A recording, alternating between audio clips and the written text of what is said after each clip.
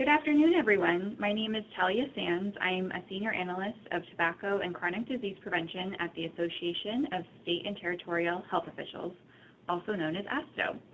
I'm pleased to welcome you to today's webinar, co-hosted with the Campaign for Tobacco-Free Kids. We are looking forward to the rich information that will be shared on today's webinar, Hitting Home Runs with Tobacco 21 and Tobacco-Free Baseball Policies. As you can see, we have a full agenda here today to cover. We will hear from 3 speakers regarding Tobacco 21 and Tobacco-Free Baseball, as well as a state example of these policies and a summary of the synergy states and municipalities are seeing with these policies. The speakers we will hear from include Chris Sherwin, Vice President of State Advocacy with the Campaign for Tobacco-Free Kids. In his role, Chris oversees all of the campaign's state and local tobacco policy issues. He formerly served as the Director of State and Local Tobacco Policy for the American Heart Association and has over 23 years of experience in tobacco control. After Chris, we will hear from Kevin O'Flaherty, the Director of Advocacy for the Northeast region of the Campaign for Tobacco-Free Kids. In his role, Kevin works with nonprofit organizations, state programs, and other interested parties to help change public policy in efforts to reduce tobacco use, especially among youth. His region includes 11 states, primarily in the Northeast, as well as Florida, Illinois, Indiana, and Wisconsin. He has played a leadership role in dozens of state and local tobacco policy campaigns, including smoke-free, cigarette tax, other tobacco product tax equity, Tobacco 21, e-cigarettes in smoke-free laws, and other evidence-based policy interventions. Most recently, he has led the campaign's national effort to eliminate smokeless tobacco from Major League Baseball. Our third speaker is Carly Caminetti, Project Manager at Health Resources in Action, an organization in Boston, Massachusetts that works closely with the State Health Department and other partners. Carly has been working on tobacco prevention initiatives for the last 17 years since she was in high school. She has worked on issues like repealing preemption, the Smoke-Free Spain campaign, tobacco-free college campuses, and now currently focuses most of her attention on engaging young people in local policy work surrounding flavor restrictions, tobacco license capping, and raising minimum pricing on tobacco products. She currently manages the 84 Movement, a statewide teen tobacco prevention program for the state of Massachusetts. Our goals on this webinar are to learn about the national landscape of Tobacco 21 and tobacco-free baseball policies, discuss an example of policy success at the state and local level, and finally, to explore the synergy between these 2 tobacco control policies and how they can increase engagement in other tobacco control policies at the state and municipal level. A quick note on webinar logistics. All phone lines for participants have been muted during the webinar. Please use your computer speakers or telephone, but not both, to listen to today's webinar. If you have a question, please post it to the chat box on your screen at any time. The questions will be used during the Q&A following today's presentations. A recording of the webinar will be posted to the ASTHO website within 2 weeks. The address to the site will be available at the end of the webinar. Following the conclusion of the webinar, you will be automatically directed to an evaluation survey. Please take a few minutes to provide your feedback, and we look forward to receiving your comments. Before I turn it over to our presenters, I want to take a moment to introduce you to ASTHO.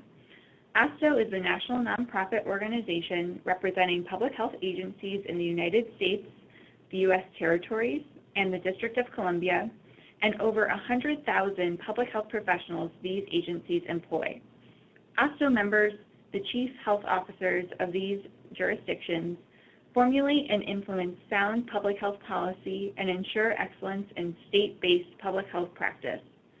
ASTHO's primary function is to track, evaluate, and advise members on the impact and formation of public or private health policy which may affect them, and to provide them with guidance and technical assistance on improving the nation's health.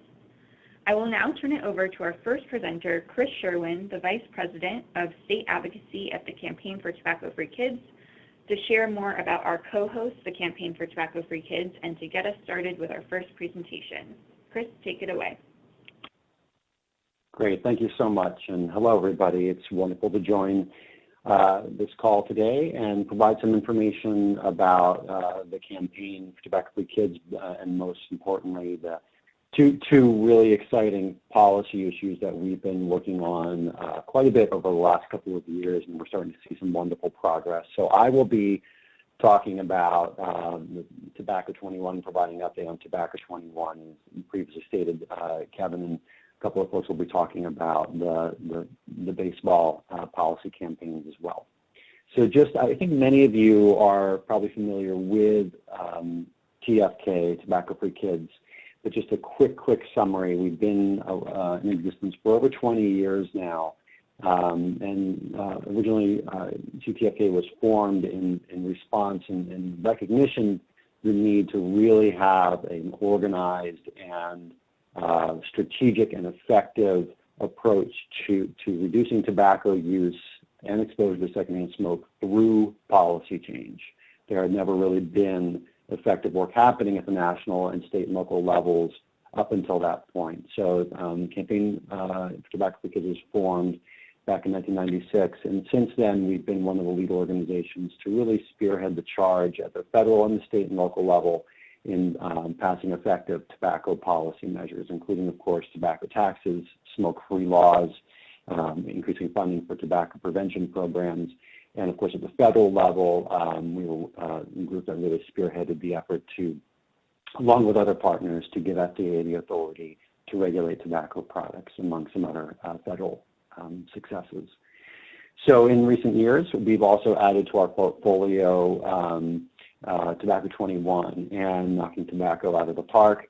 And so really going to talk about Tobacco 21 here. And I know that Beverly May from our organization presented to this group a while back and provided more of an introduction to this topic. And so I'm not going to be in this presentation really diving into a lot of the rationale of why it's important to address this issue. I'll provide a few slides on it, but we thought the better approach today would be to go into a little bit more detail about some of the issues that we're seeing arise in these campaigns, some of the policy questions that come up, some of the challenges that we face, so that as you're interacting with policymakers and those who are advocates on the ground, you're familiar with how we're kind of approaching some of these issues. So just again, to start off with a review, we are, in terms of why raising the age, I'm sorry, I'm getting actually a slow connection here on my side. Well, I will start with just in terms of why raising the age, and I'm sorry, I'm having a technical challenge here. Here we go, okay. You should see the why raise the age slide in front of you. Again, just as a quick review, about 95% of adult smokers begin before they turn 21, and there's that particular age window between 18 and 21 where maybe a teenager started experimenting at an earlier age. It's that transition to regular use that often happens during the 18 to 21 year range. And nationally, 18 to 20-year-olds are twice as likely as 16 to 17-year-olds to be current smokers. So this is an important, very, very important age range between the ages of 18 and 20 that more attention is needed. And Philip Morris even recognized back in the 80s that raising the legal age could really have an impact on their sales and an impact on tobacco use. Again, another Reynolds quote, if a man has never smoked by the age of 18, the odds are 3 to 1 that he never will by age 24, the odds are 20 to 1. So clearly, if we can delay initiation, we know that we have a much better chance of somebody staying tobacco-free for their life. And then the issue of how young people get tobacco. And really, older kids are really a source of cigarettes for younger children. 2/3 of 10th graders, nearly half of 8th graders say it's easy to get cigarettes. Older smokers are really a major supplier for younger children. And really, if you look at, and this is true across the country, retailer violation generally is very low, less than 10%. So we know that they're getting it from other sources, and it's really from those social sources, from their friends. So where are we now in terms of the overall trends? So far, we have 2 states, California and Hawaii, that have passed Tobacco 21 laws, and 215 and counting.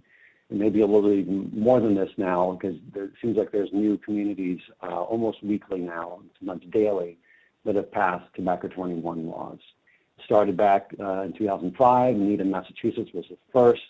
Of course, a huge win when California passed its law just last year.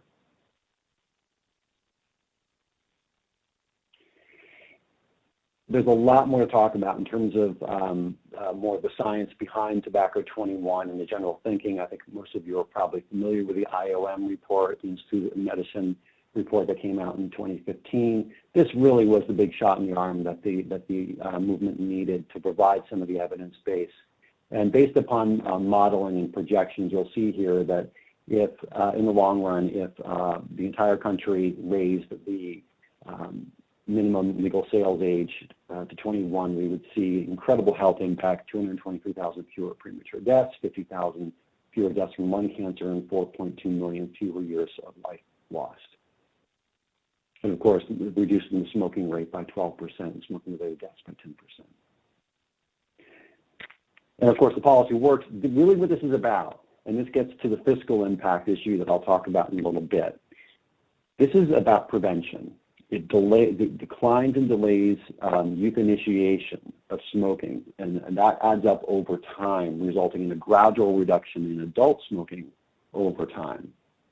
So again, it creates a social distance between younger teens and the legal buyers, and it keeps tobacco out of high schools. So this is something that does not generally have an immediate, people ask, it's not an immediate health impact. It's something that sets it up so that teenagers entering into the 18, 19-year-old range and younger, especially 16 and 17-year-olds, because those are the ones who are getting tobacco from the 18 and 19-year-olds.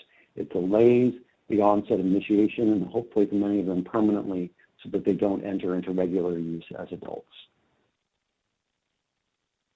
So one of the big questions that comes up is looking at whether a state or community is ready to take on this issue. This slide addresses some of the key questions that we really encourage coalitions to ask as they're considering a T21 campaign. And this is not the entire list. I'll get to resources here in a little bit. We have a whole document here that describes all of the questions to ask, but just a few of the questions here are posed in terms of what the tobacco control context is in your community, what are the existing laws that are there, making sure that you're not preempted. But there are a lot of important questions that you need to ask in terms of making sure that you're ready. You don't want to just jump into a campaign without actually asking some of these questions. And really important is, if there are shortfalls in the existing law, is there an openness to address it? And one thing to stress again and again, it's not just about replacing number 18 with 21. There are some bigger issues that need to be addressed in terms of existing enforcement. When we talk about fiscal impact, what we're seeing, especially at the state level, are some analysis that comes out that says that there will be a massive drop in state revenue from tobacco sales because of these laws. It's important to remember that, again, this is about prevention, so the drops in sales will happen gradually and over time. Again, 18 to 20-year-olds account for a very small share of total cigarette consumption, only 2 to 4%, and then we're going to see a very gradual decline over time. So what we're seeing here, what some of these analysis show, what some states are claiming, is that we'll see a complete cessation of tobacco use by all 18 to 20-year-olds, and we all know that's not the case. So that's something to watch out for. Some of the basics for model legislation, again, prohibits the sale to individuals under 21. It really needs to cover all tobacco products, including e-cigarettes. That's very important for all of the advocacy partners. It needs to penalize sale instead of possession. Again, this is a minimum legal sales age, not possession age. Some laws still have the possession in there, but our primary focus here is this is about restricting the sale of tobacco to those under 21. And then enforcement is a very key issue, and we just don't have time on the call today. I'm going to be turning this over very soon to talk about all the enforcement issues, but very, very important to address what enforcement is going to look like, and these are some of the key issues to look at in terms of enforcement. And then the military issue is another common argument that comes up. Some people say that, if someone's old enough to serve, to carry a gun, that they should be able to smoke. And what we really try to do is turn that issue around and say, look, one, there's an issue of military readiness. Many young people are not able to serve because they're not healthy enough. And really, again, the minimum age of military service does not equal readiness to enlist in a lifetime of nicotine addiction. Tobacco use is not a right of privilege. It's an addictive and a deadly activity. So, and there's other arguments here, and there's been quotes that we've had from leaders in the military saying tobacco is not good for military readiness, and have actually come out in support of Tobacco 21 laws across the country because of that issue. And some other quotes here that you'll be able to review when you're actually looking at these slides later. And just to point to very quickly, we have a whole page of resources on CTFK's website. Again, the readiness assessment there, we have lots of fact sheets. The enforcement piece is spelled out very clearly. Again, that map that I showed you is on there, and there's the link to that URL.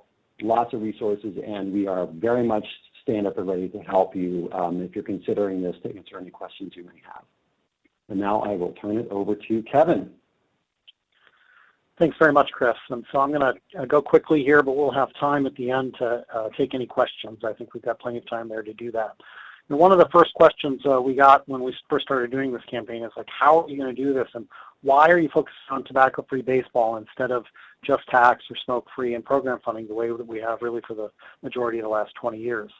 And the answer is it's research-driven policy change, really clearly. And if you're looking at this graph here, this looks at smokeless tobacco rates, which is the red line at the bottom, and smoking rates among high school boys, which is the blue line at the top. And while we've been tremendously successful at reducing smoking rates in this demographic, smokeless use rates have stayed the same and actually started to tick up a little bit in the last couple of years.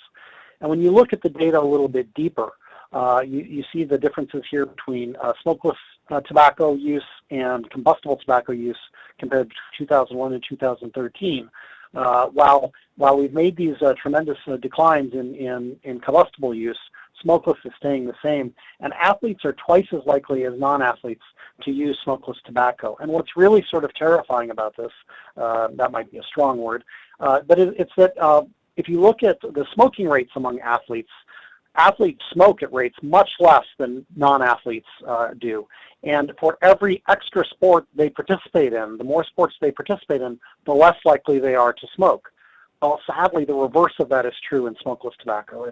If you're an athlete, you're more likely to use smokeless, and the more sports you play, the more likely you are to use it. So there's a clear connection here between smokeless and athlete and sports, and baseball is a huge part of that. So we decided to try to address this issue. Back in 2011, we took our first swing. We did what was primarily a PR campaign. We worked with 17 national organizations, got a website going, sent thousands of emails out to the Major League Baseball and the Players Association, got lots of positive press. Some of the elements of that campaign, we got all of the organizations to sign a joint letter. We worked with all of the city health commissioners from the cities, the Major League Baseball cities, to send a letter to the league and to the players.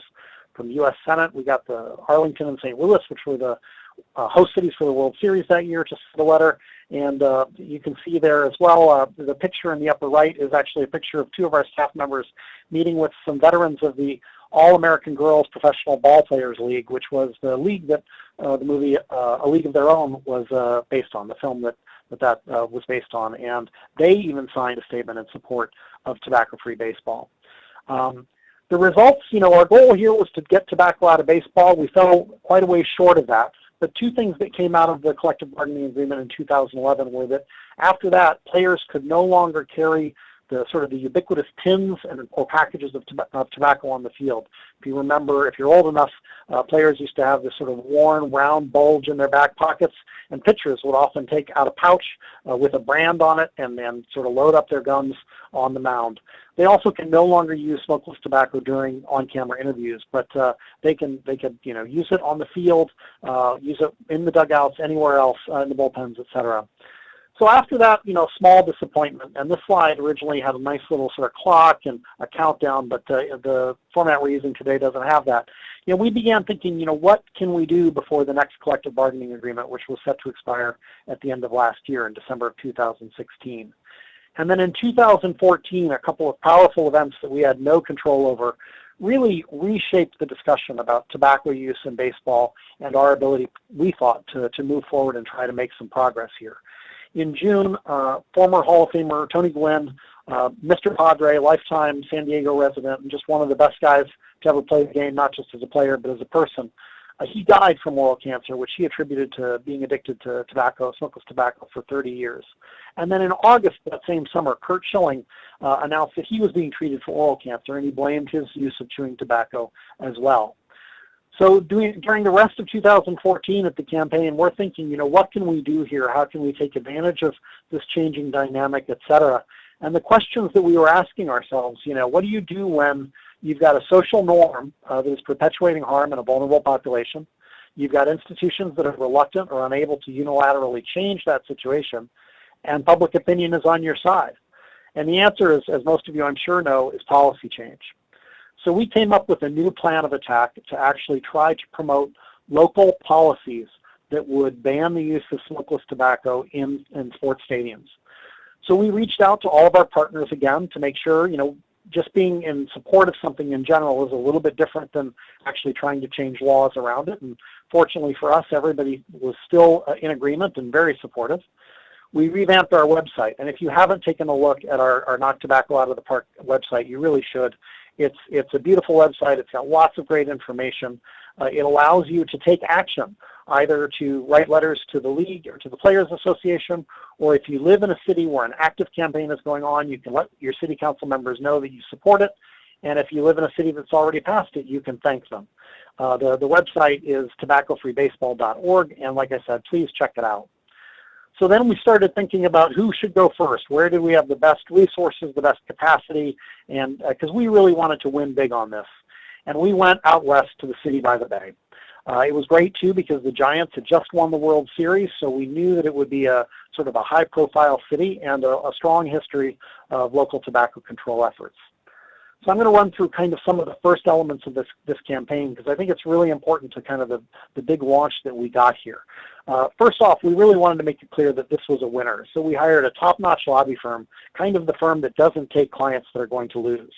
And then we found a committed sponsor, San Francisco supervisor Mark Farrell. He's a former baseball player. He played in high school and college, and he used smokeless tobacco when he was playing. Had 3 kids, lived in the Marina District. We went to the local coalitions, got strong coalition letters, included parks organizations, youth, medical organizations, of course. And then Stan Glantz put us in touch with the UCSF School of Dentistry, and they had been working on smokeless tobacco use in baseball and sport for years. And so they quickly put together a paper for us that summarized the current findings. We also did a change.org petition to generate new advocates, acquire new advocates that we engaged in that campaign and in future campaigns. We bought an opening day, full-page, full-color ad in the San Francisco Chronicle, again, kind of showing the world, or at least showing San Francisco, that we were serious about this. And then we also commissioned a poll that showed strong public support for doing this. And this is kind of interesting because this is the first poll that the campaign has ever done in the United States with Chinese sampling and with the survey instrument actually being drafted in Chinese for those folks. And now I'm going to show you a short video that really summarizes what we've done and how we've accomplished it so far. I just realized I have to do it.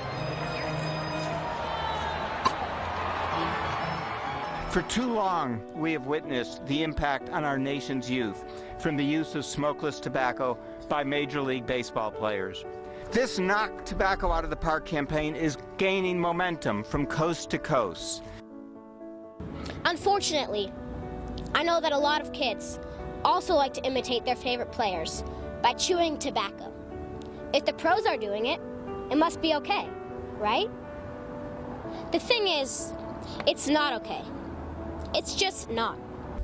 If I had not seen baseball players chewing before I tried it, I never would have tried it. I never would have even thought about it. It doesn't belong here at Little League fields. It doesn't belong in big league parks. I am joined by national, state, and local leaders, public health and youth advocates, to announce that we will be introducing legislation at the Board of Supervisors to make San Francisco the first city in the United States to ban all smokeless tobacco products on our athletic fields. Boston loves baseball, and ball players are our kids' heroes. I want to thank the Boston Red Sox for their cooperation. Together, we are looking out for the health of our young people.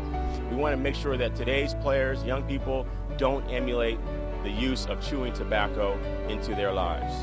Right now, 15% of high school boys use chewing tobacco.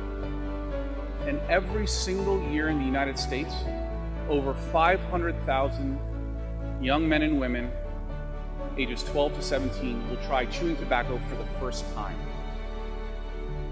You know, last year, the smokeless tobacco industry spent almost $500 million marketing their products. But what that doesn't show you is the literally hundreds of millions of dollars of free advertising they get when baseball players on TV and in the ballpark use these products. Tobacco that is smokeless is not harmless. Smokeless tobacco contains at least 28 carcinogens and causes a host of devastating diseases, including cancers of the head and neck, mouth, tongue, esophagus, pancreas, as well as heart disease, gum disease, and tooth decay. All of this is preventable, and we can do something about this. The cameras had followed me from the mound in 2007, Game 2 of the World Series, into the hospital with a feeding tube, chemotherapy, and radiation. I don't think a lot of kids would have taken up dipping, or they might have stopped. It's time to play ball and strike tobacco out of the ballpark.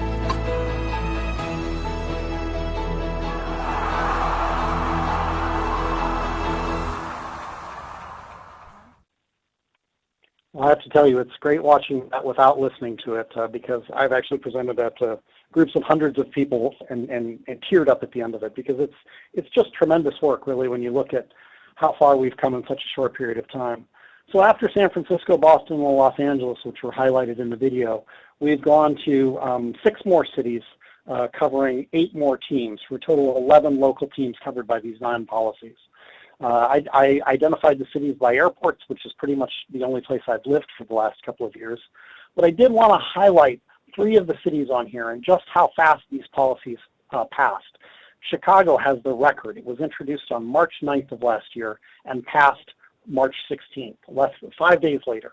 Milwaukee and St. Louis were similarly fast, 12 and 14 days. What we found is that if you find a committed local sponsor who's willing to move the bill, you can easily build a coalition to make this happen and get the folks to support it. So far, in all the cities we've done this, we've had 0 opposing testimony at any hearing, and every vote so far has been unanimous except for New York City, which was 44-2. So we've been really, really lucky. So far, again, less than 2 years into this campaign, we've covered 14 teams, 11 through local policy, 3 through a California state law, and we're 1 team away from having half of the league covered. Also, in terms of the specific policies that have been enacted, we originally sort of started off thinking, we're just going to go after smokeless in baseball. But I think fortunately, because we picked a great city, San Francisco, it just made sense to them to include all tobacco products, to include all sports, and all of the facilities there in the city. So when you look at the different options here, most of them cover all tobacco products, including e-cigarettes, smokeless tobacco, and traditional cigarettes and cigars. Everything but Los Angeles and Tampa does that. Tampa is preempted by Florida state law. State law in Florida says local governments can't address or regulate smoking, so they just did smokeless and were able to do it anyway. Also, all of them, Los Angeles was the only one that actually covered all public parks. So if there's a sports facility in it, the entire park is covered. None of the other cities did that.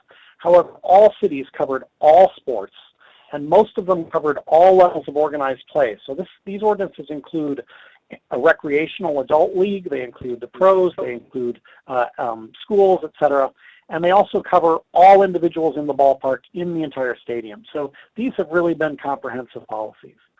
And if you want to say, how is this going to impact the game? Well, 2016 was the first year that we had tobacco-free baseball stadiums in the Major League. 5 cities had tobacco-free baseball during the season. All 5 cities had teams that made it to the postseason. Out of the 7 teams that are from those 5 cities, 5 of them made it to the postseason. That's 71%. And if you want to talk about the curse of the billy goat, we can't prove definitively that it was smokeless tobacco use all these years that prevented the Cubs from winning. But it sure didn't prevent them from winning last year, even though they hadn't won in over 108 years. So that was a great part of having it done in Chicago last year. So again, the end result here was to get it out of the game. And how did we do? Well, sadly, we fell a little bit short, but there were a couple of key provisions. First off, all new players are prohibited from using any tobacco in any of the stadiums while they're playing the game. So that's going to take place starting April 1st with the new season. Roster veterans of Major League Baseball teams will be grandfathered. So if a player had experience on a Major League roster, not minor leagues, but on a Major League team before last year, they will be able to continue to use smokeless tobacco. The second big provision was that violations of these local laws that we've been passing regarding tobacco use will now be considered contract violations. So it makes it a lot easier for the league to enforce this and for local governments to not have to worry about how hard it would be to enforce this and get pro players to not use tobacco. And the big thing that I think is a result of this, the big positive thing, is that tobacco-free baseball is now no longer a question of if, simply when. Who's next? Well, you could help me answer that question, but we're working with several cities around the country, including Houston, Seattle, perhaps Kansas City, now that St. Louis has done it, and any other city where we think we've got the capacity to get this passed. The ultimate goal, as I said all along, is to get Major League Baseball completely tobacco-free. And you saw that great event that we had in Boston. I just wanted to now introduce Carly Caminetti from the 84 in Boston. She was a big part of that event. It wouldn't have been the same without her, and she can share a little bit about that local experience and how she engaged folks there. Thank you, Kevin. So as he said, my name is Carly Caminetti. I'm the project manager with Health Resources in Action. And just to give you a little bit of context, Health Resources in Action is a health nonprofit consulting agency, and we're located in Boston. We do work on many public health issues, including community health improvement plans, program analysis, worksite wellness, and many other initiatives all across the country for both small and large contracts. And so I work in the Training and Capacity Building Department, which manages the 84 movement, and that's funded by the Massachusetts Department of Public Health Tobacco Cessation and Prevention Program. So just to give you kind of an idea of how our program is set up, we work with about 78 chapters. Those are our groups statewide. Those are both in community-based organizations like YMCAs and Boys and Girls Clubs, and also from many high schools. So this year we do have more community-based organizations than high schools, but they're usually pretty evenly split. And each of those chapters has between 5 and 70 chapter members in high school. So it really does vary by where they come from in the state and how much the youth relate to tobacco in their area. So speaking of relatability, baseball is relatable. And time again, when I go and do trainings with the youth, many of them say that they don't have a connection to tobacco. They can't think of one reason why, with everything they've got going on in their life, that tobacco should be something that they care about. So we often do trainings that have a good chunk of time to reflect on the different ways that the tobacco industry is inundating their lives. And more recently, we've been focusing on how the tobacco industry is targeting particular groups of people, like the LGBTQ community and people of color. And we really stress that tobacco use is a racial justice issue. So that's when you start to see some of the ears perk up, but not always. So with the way that youth are constantly bombarded with messages on social media, trying to keep up with school, sports, and other extracurriculars, tobacco often takes the back burner. So the difference with tobacco-free baseball was that it opened doors to connect with youth in ways that were much more relatable to them. We could talk until we're blue in the face about raising the minimum price of tobacco products or restricting where flavored tobacco products can be sold, but that doesn't really mean that much to the young people. So when Kevin called us to see if we could help with the Tobacco-Free Baseball initiative, it was an immediate response that it was something we wanted to help with. And I even found it easier to talk to the people that I knew and really to get them to think about the fact that tobacco and baseball shouldn't mix. the fact that baseball, as America's favorite pastime, then becomes an entry point to discuss larger issues. So we knew that we needed to get a young person involved, and we immediately thought of somebody who was on our statewide leadership team named Rocky. So this is a picture of Rocky from when he was in high school, and he was involved on our statewide leadership team a few years before he graduated high school and then moved on to a community college outside of Boston. But I keep in touch with all of our previous youth that are involved in our program because you just never know when you might need some help. And Rocky was the first person that came to mind. So he was really eager to join because he had been a baseball player his whole life and had a huge love of the game. And within a few phone calls and planning sessions, Rocky drafted a really compelling speech that he could give at the press conference in Boston surrounding this issue. And it was easy for him to craft something that sounded natural, hard-hitting, and true, because it was. This is these are a couple pictures from the actual press conference, and I'm just going to read a little bit of what Rocky said during that conference. He said, "Growing up in Boston, I wanted to be David Ortiz, so I imitated pretty much everything I saw him do at the plate. I remember too many of my high school teammates copying their favorite players' tobacco use because of the intense admiration they had for their heroes. Unfortunately, in the case of tobacco, looking up to a ball player can often set the stage for addiction, disease, and sometimes even death. We have to do everything we can to make sure that no other kids end up getting hooked on this deadly product.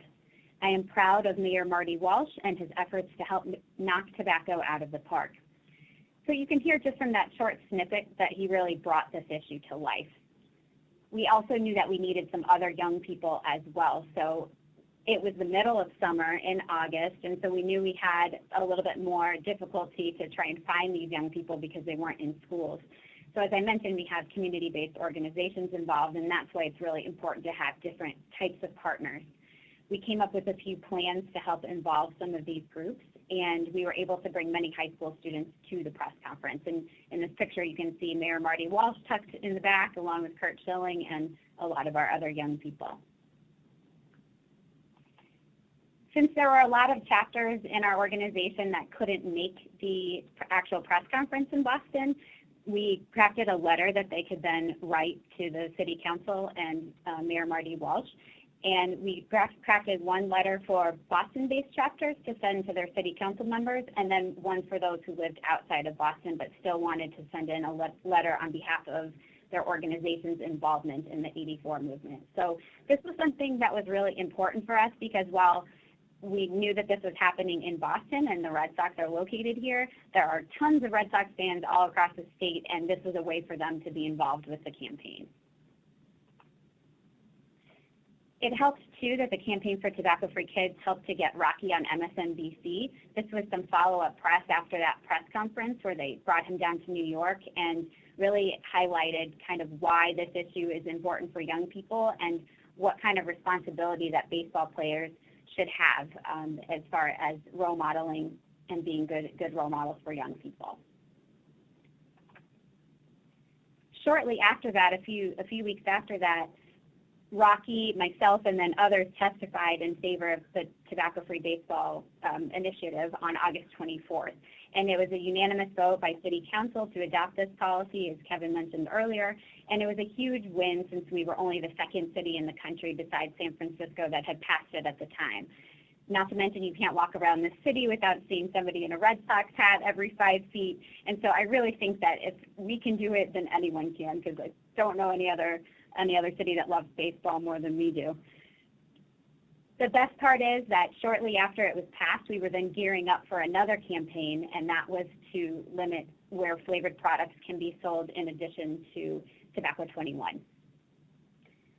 So December 3rd was when we were being called again to talk at a Board of Health hearing, and we were calling on these same groups to come to the Boston hearing on restricting flavored tobacco products and raising the age to 21. So it was easier to rally the troops at this point because school was in full swing, and we used the same strategy of having each individual chapter send a letter into the City Council, whether they were located in Boston or not. We offered to train youth to speak at the hearing as well. We picked up the phone and called each of our 78 groups to ask them to do this. So it was a really hands-on effort from our staff where we tried to get as many people involved as we could. We then testified at the hearing, and we were able to find youth to, again, attend this hearing, and they were from the same groups that had attended the press conference in August. So you can see this was an issue that they definitely connected to. It didn't hurt that we had several staff who also live in Boston that could testify as well. And so this story really does have a good ending, that the two policies ended up passing, they've gone into effect, and from what we can tell, they're being very well adhered to. So thank you for listening. I'm happy to answer questions at the end, or you can reach out to me after the webinar. Passing it back to you, Kevin. Well, thanks so much, Carly. And I just wanted to show you, these pictures were all from the Boston press event. And we did several outdoor events in the different campaigns we've done across the country. And we were lucky every time. We had sun, beautiful weather, lots of people, baseball fields, kids playing baseball. You could almost smell the apple pie wafting over the field. And this Boston event really was one of the most impressive of them. You can see the hundreds of kids and media there. It did not hurt us that Kurt Schilling was there, but it also helped that the mayor of Boston, the president of the city council, the commissioner of the police department, the director of the Boston Public Health Commission, all there, really showing their support. And again, there was no way this wasn't going to pass, but Carly was a huge part of that, and we really appreciated her help. But I wanted to take a few minutes here to talk about sort of building synergy with tobacco policy work. You know, the campaign has sort of built its entire existence on the state trifecta, which Chris referred to early on in his presentation, which are tax, smoke-free, program funding. Those are the big three where you've got solid evidence that any of them work on their own, and if you do all three of them together, you get even more stellar results. But several states, you know, have already passed comprehensive smoke-free laws, already have high taxes. There are very few that have tackled funding in the way we'd like, but there are still situations where people are looking to move. So one of the problems here is that you've got so many different choices in terms of non-trifecta policies.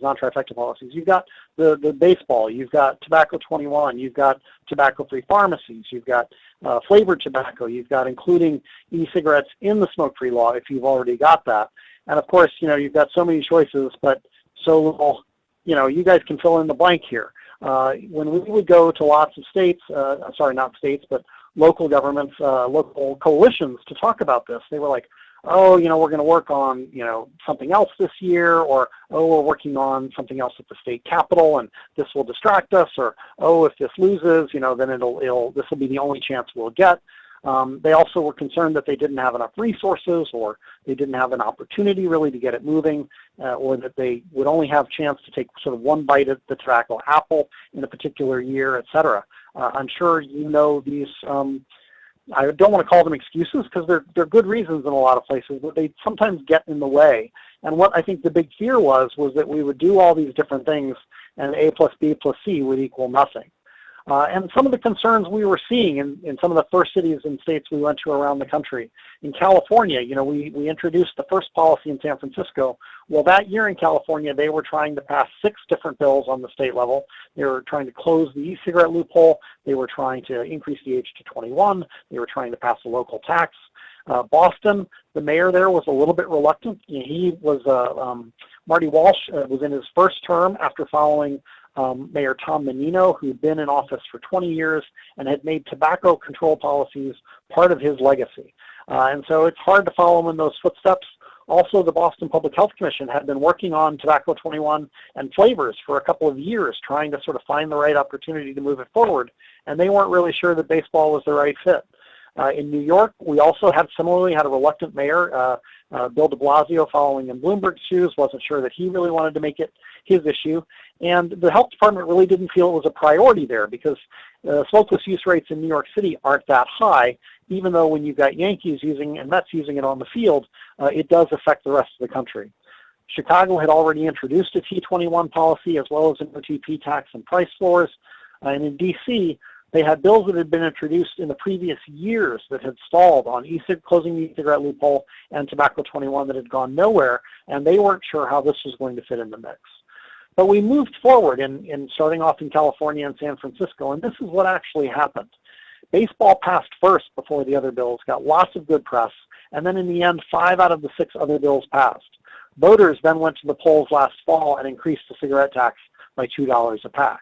In Boston, we have this amazing press conference. You have a libertarian, some might use stronger words than that, baseball player saying this is a good idea, and the media ate it up. And so then 3 months later, the mayor decided to move forward on T21 and flavor restrictions as well. In Chicago, Tobacco 21 and the OTP tax policy were introduced first, and they stalled out because of some internecine rivalries between the council and the mayor. Baseball was introduced, and I'm not saying that in Chicago the other policies passed or that it built a lot of momentum for them, but they all did 3 pass on the same day and really came together, and we were able to make them all happen. Nothing got left behind, to use some military parlance. In Washington, D.C., those stalled bills, when the baseball bill was coming along, it helped sort of force the council to have a hearing within a couple of weeks on all 3 bills, and they all ended up passing within weeks of each other. And then in New York City, we got a city councilor to introduce the bill instead of the mayor or the health department. And after they were celebrating the passage on ESPN, the mayor told ESPN that the city would be introducing new measures on tobacco just within a couple of weeks. We're still waiting for those, but we hear that it still might be in the next couple of weeks or months.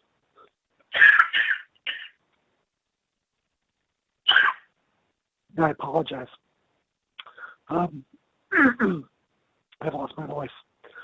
Some of the common features.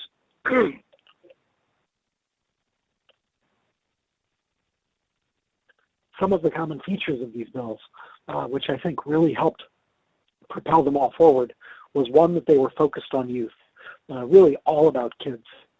21, baseball, flavored tobacco, all about kids. They were popular with the public and just had sort of common sense appeal. They also didn't raise taxes and didn't require extra funding from the state.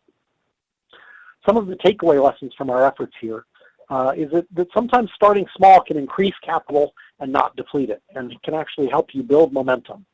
So it's good not to totally discount some of these policies, even if they're not trifecta. Also, if you can make elected officials feel good about this issue, they will go back to it. We've seen that in several cities. You can also use it simply as a way to build your coalition or build your capacity by using this issue to engage new volunteers, new advocates, and then have a plan for immediately re-engaging them in a follow-up campaign that takes you back to sort of one of the big 3. And then still, just never forget that tax, smoke-free, and funding are still the best evidence-based interventions. And I apologize for losing my voice, but this is my contact information, and I know we've got time for questions, but feel free to reach out to me after as well. Thank you. Thank you so much, Kevin, and also thank you to Chris and Carly for your presentations. That was excellent. Thank you so much. We will now begin the open Q&A session. So if you would like to ask a question, please type it in the chat box located on your screen. To get us started with our Q&A session, since baseball was our most recent topic in the presentations, I want to ask a question about what some of the effects that you've seen in some of the jurisdictions that have adopted tobacco-free baseball policies have been. So Kevin or Carly, can you provide some insight on kind of what you've seen now that these policies have been in effect the last season? What have been some of the preliminary results or sort of anecdotal insights that you can offer with these policies? Well, I'll jump in first, Talia, but I'm going to steal an example from Boston, and that is, the signs that have gone up in these stadiums, they have pictures, like the signs in Fenway Park are great. They've got pictures of cigarettes, pictures of e-cigarettes, and illustrations of smokeless tobacco.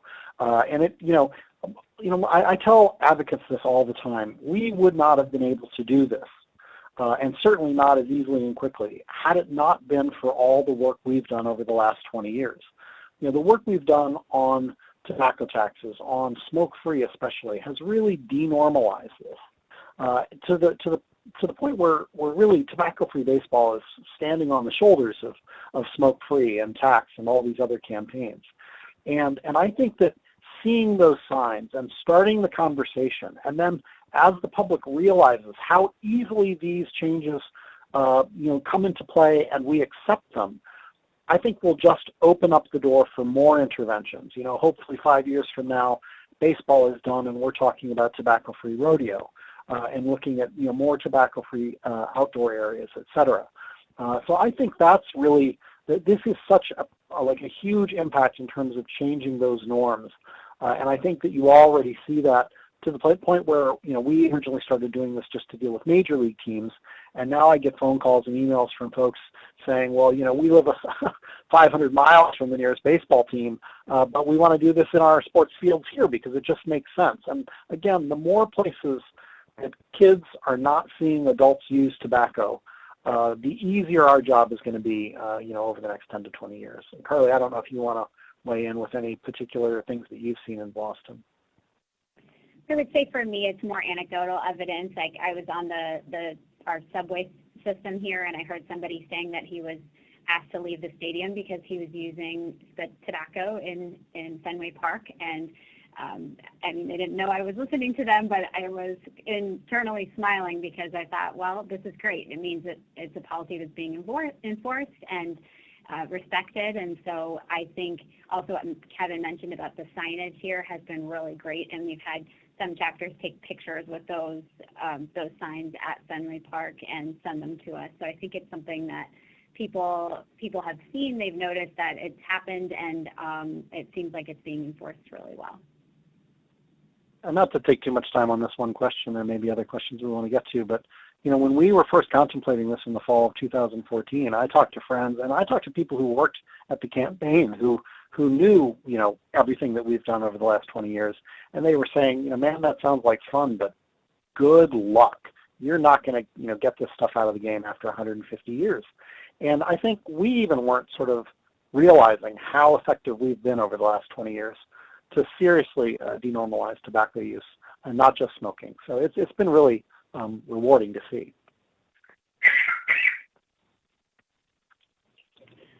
Great. Thanks, Kevin and Carly.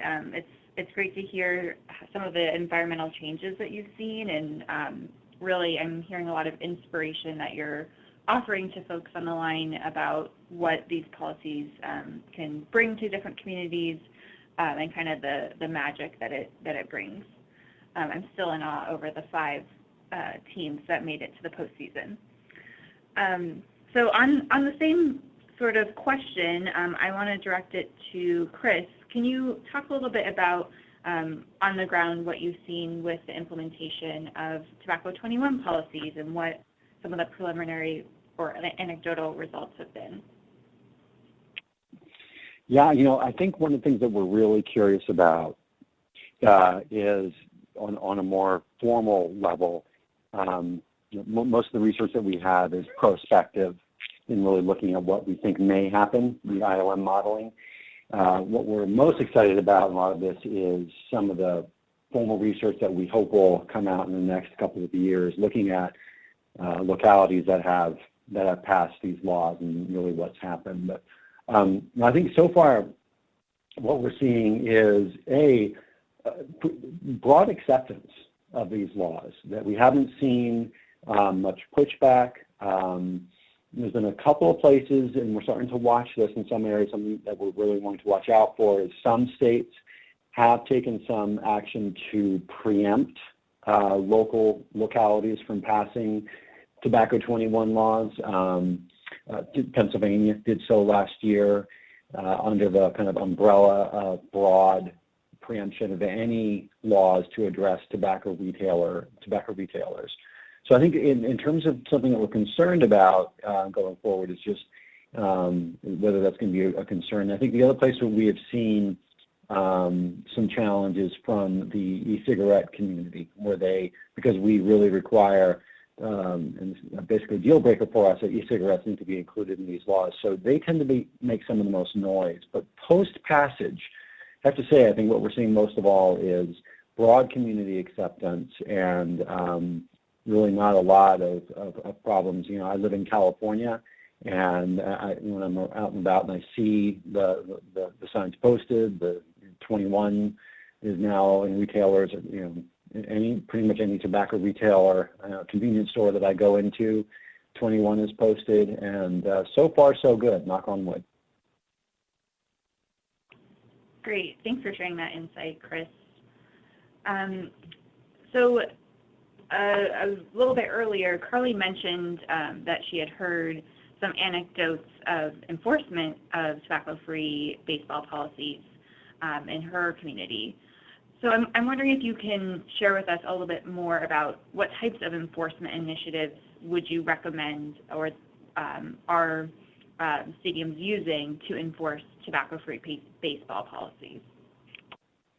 Yeah, so what we've done in every city that we've passed a policy, we've basically had the enforcement mirror local smoke-free laws. So whatever the smoke-free law is, if it's a $200 fine or whatever it is, that's what we've had as the fine.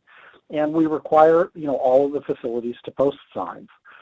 There's not a need to remove ashtrays or anything like that. I suppose if there were still spittoons, we might include that in the law, but that hasn't been the case.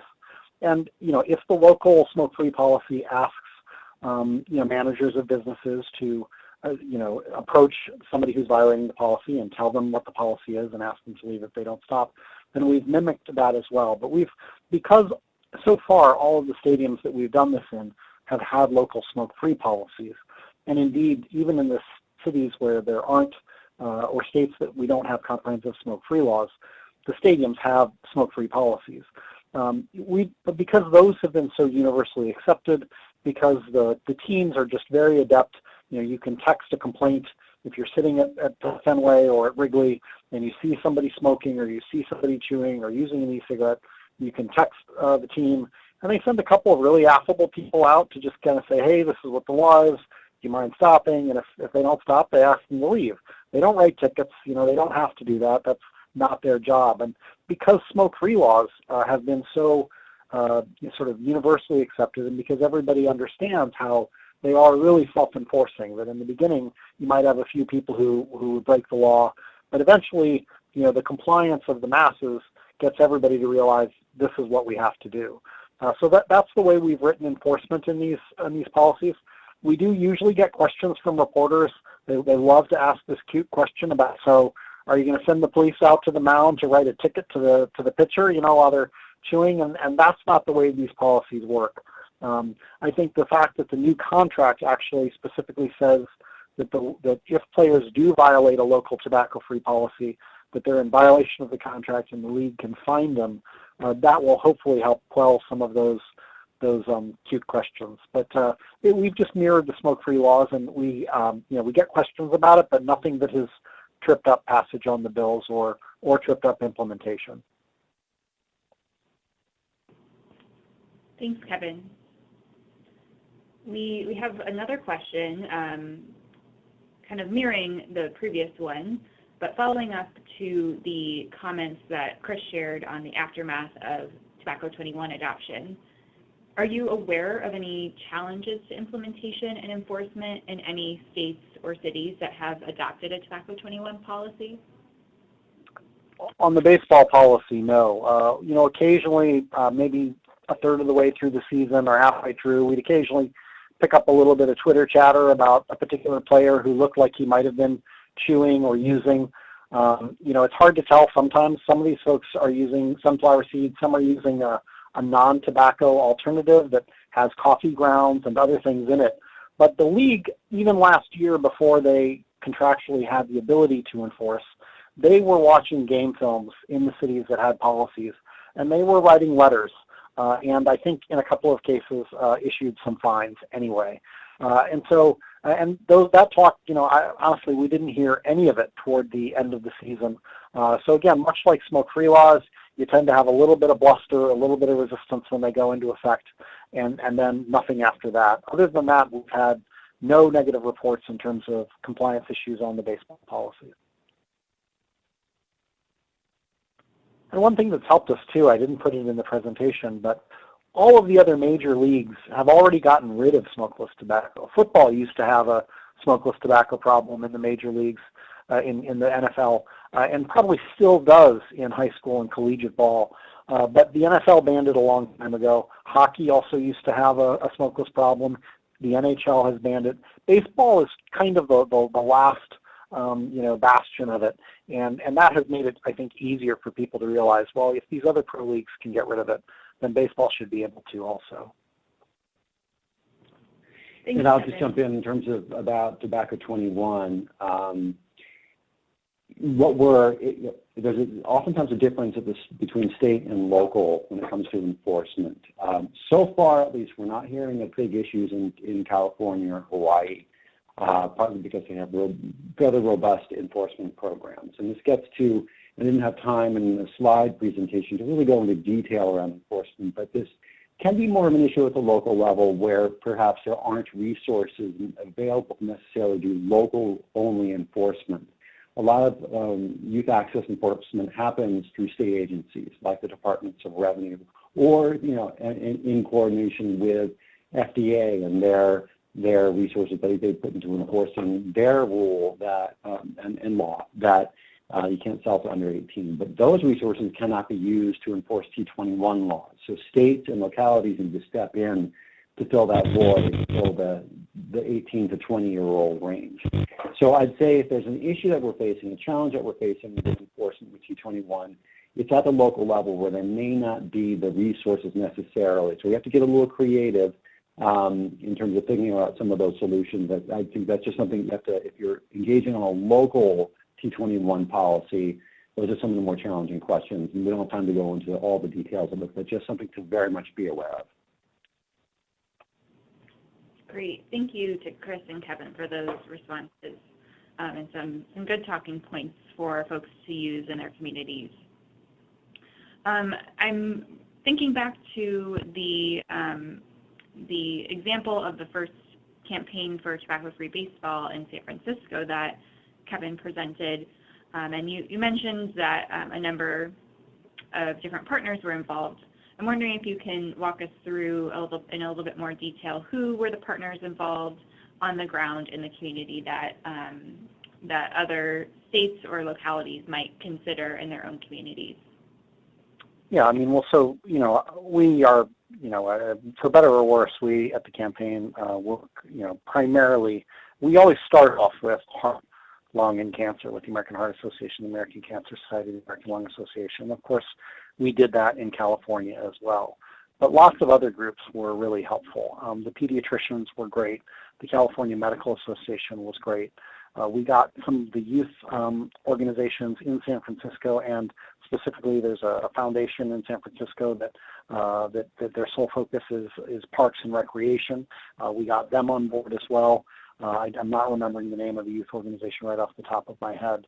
And then, to be honest with you, the California Medical Society was really helpful in getting docs out, both at our San Francisco press conference launch, our Sacramento launch, and the launch down in Los Angeles. Jonathan Fielding was part of that process as well. So he is sort of the dean of public health in Los Angeles and maybe even broader, I think. But he was a great advocate and certainly a well-known commodity in Los Angeles that wanted to participate and was helpful there. So, we just, a lot of the normal folks, except because it was dealing with sports and so much about kids, we got probably more, outdoor.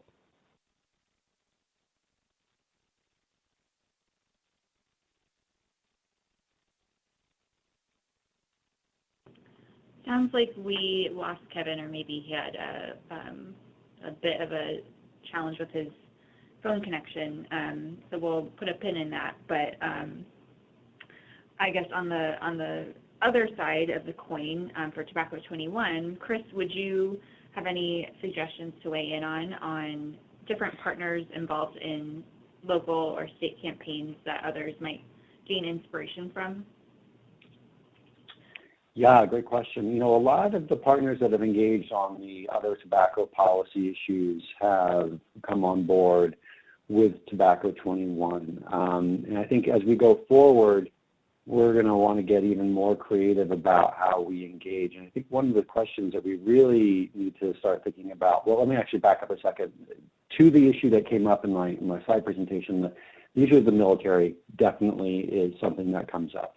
So I think anytime building a campaign, you very much want to do outreach from the beginning to veterans organizations, to any, high-profile community leaders who maybe are, retired military or even current if they're able to speak out on the issue.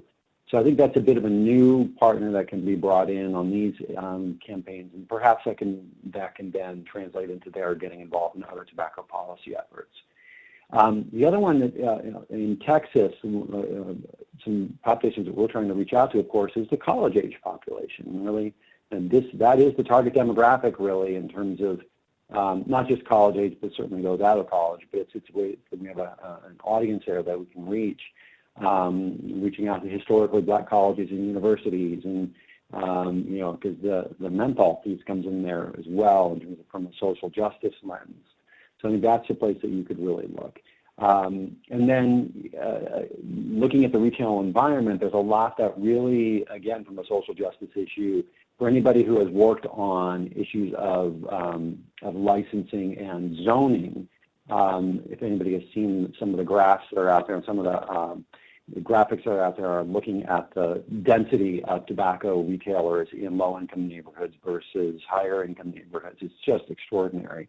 And so this is another way of kind of trying to create some distance between the kids and the retailers in the area, that if 18, 19-year-olds have access to all those stores, at least they're not bringing it back to the schools because they're not able to purchase there anymore.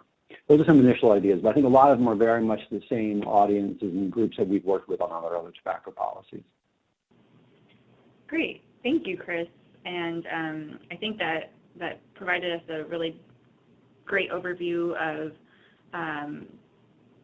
sort of wrapping up our call and our webinar today. It sounds like the future forecast of where Tobacco 21 and Tobacco-Free baseball campaigns are going is really bright, and we'll certainly look out for more good news in the weeks and months to come. So with that, we will proceed with some final announcements. Before we conclude, I want to share with you some tobacco resources that you can view on the ASTHO website. ASTHO's tobacco control program serves as a resource on perspectives, capacities, challenges, and opportunities to implement state-based tobacco control and prevention initiatives. ASTHO provides a range of materials and resources on our tobacco webpage, and including an archive of webinars, including this recording that will go up in the next couple weeks. You'll receive those materials via email this week as well. If you need any assistance as far as ASTHO tobacco control goes, please feel free to contact myself, Talia Sands, or my colleagues Alicia Smith or Josh Berry. And I want to share with you a few new resources on the ASTHO tobacco page. We have published a new tobacco case study, an issue brief, and they cover topics such as North Dakota's engagement of American Indian tribes in tobacco control efforts, how state health departments can coordinate with community partners and property owners to encourage voluntary adoption of smoke-free policies in multi-unit housing, and how state health departments can partner with insurance commissioners to improve coverage of tobacco cessation treatments among state insurers.